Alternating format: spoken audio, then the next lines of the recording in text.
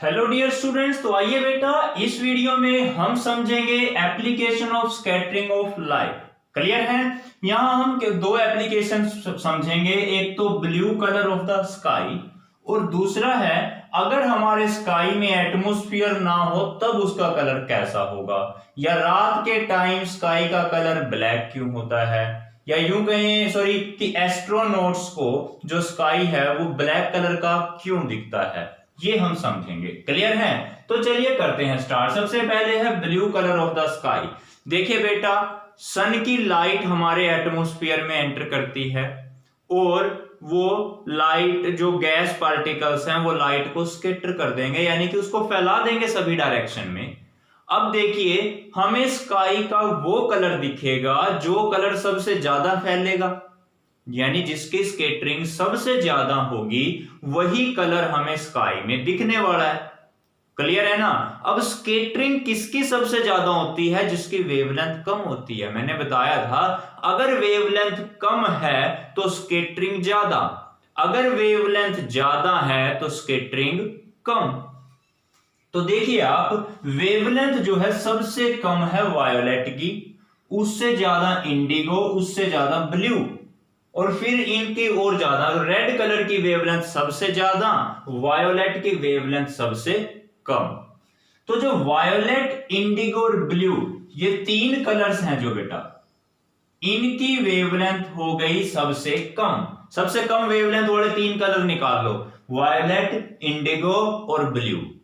Clear है। तो सबसे ज्यादा रंग कौन सा फैला हमारे आसमान में? कौन सा रंग फैलेगा? वायोलेट कलर फैलेगा सबसे ज्यादा। उससे कम कौन सा फैलेगा? इंडिगो, और उससे कम ब्लू। फिर इन सब का नंबर आता है। ठीक है। लेकिन हमें तो स्काई का कलर ब्लू दिख रहा है। हाँ, दिखना कैसा चाहिए? वायोलेट दिखना चाहिए, दिख ब्लू रहा है। ऐसा क्यों? देखिए स्कैटरिंग जो है वायोलेट की ही ज्यादा हुई है, इंडिगो की उससे थोड़ी कम और इसकी इनसे भी कम। लेकिन हमें स्काई का कलर ब्लू दिखा क्योंकि हमारी जो आंखें हैं ना, आईज हैं जो हमारी, वो ब्लू कलर के लिए ज्यादा सेंसिटिव है। कौन से कलर के लिए ज्यादा सेंसिटिव है? ब्लू के लिए। इसीलिए हमें ये दोनों कलर दिखेंगे ही नहीं, हमें केवल ब्लू कलर दिखेगा। बात समझ में आई है बेटा? देखिए दोबारा, स्काई में वो कलर आपको दिखेगा जो सबसे ज्यादा फैलेगा, यानी कि जिसकी स्कैटरिंग सबसे ज्यादा होगी। तो कौन से कलर की स्कैटरिंग सबसे अब ज्यादा किसकी होती है? जिसकी वेवलेंथ कम होती है। स्कैटरिंग ज्यादा उसकी, वेवलेंथ कम है जिसकी। किसकी वेवलेंथ कम है? Violet, Indigo, blue. तो इनकी कम वेवलेंथ की वजह से ये सबसे ज्यादा स्कैटर होंगे।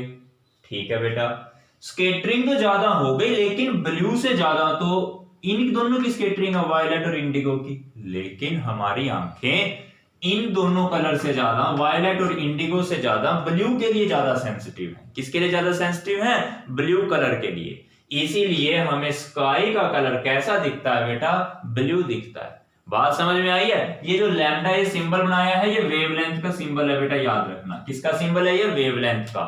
और ये V for violet, I for indigo, B for blue, तो ऐसे सभी कलर्स का लिखा हुआ है। क्लियर है ना। तो सबसे कम वेवलेंथ और ऐसे बढ़ती जा रही है इसकी वेवलेंथ सबसे ज्यादा। तो याद रखना, वायलेट, इंडिगो, ब्लू, तीन कलर की वेवलेंथ सबसे कम, इसीलिए इनकी स्कैटरिंग सबसे ज्यादा। लेकिन हमें कौन सा कलर दिखेगा? ब्लू दिखना चाहिए, वायलेट या इंडिगो। फिर ब्लू क्यों दिखा? क्योंकि हमारी आंखें सबसे ज्यादा ब्लू कलर के लिए सेंसिटिव हैं। क्लियर है बेटा? तो चलिए वीडियो को पॉज करके जल्दी से आप इसको नोट कर लीजिए। तो देखिए बेटा, नेक्स्ट एप्लीकेशन है colour of the sky if earth had no atmosphere. यानी अगर हमारी एटमॉस्फेयर में अर्थ में कोई एटमॉस्फेयर ही ना हो, अर्थ का अपना, यानी कि इसके चारों ओर किसी भी टाइप की गैसेस प्रेजेंट ना हो, तब क्या होगा? अगर ऐसा हुआ तो कोई गैस के पार्टिकल, एटम्स, मॉलिक्यूल्स ये भी नहीं होंगे एटमॉस्फेयर में। एटमॉस्फेयर ही नहीं है तो हमारे चारों ओर गैसेस भी नहीं होंगी। तो यानी कि जो लाइट आ रही है सन से, उसकी स्कैटरिंग नहीं हो पाएगी, लाइट की स्कैटरिंग नहीं हो पाएगी, यानी आसमान में कोई भी कलर नहीं फैल पाएगा। अगर कोई कलर नहीं फैला तो स्काई कैसा दिखाई देगा? डार्क। कैसा? डार्क, यानी ब्लैक। डार्क यानी ब्लैक। तो बात समझ में आई। अगर हमारी अर्थ में कोई एटमॉस्फेयर ही नहीं है तो वहां लाइट की स्केटरिंग नहीं हो पाएगी।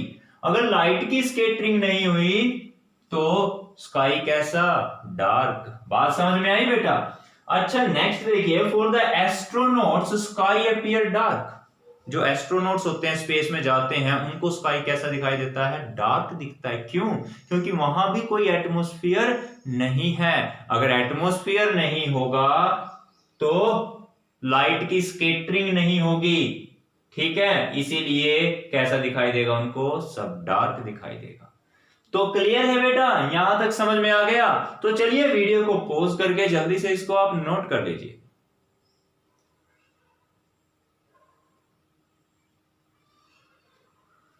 क्लियर है बेटा, नोट कर लिया?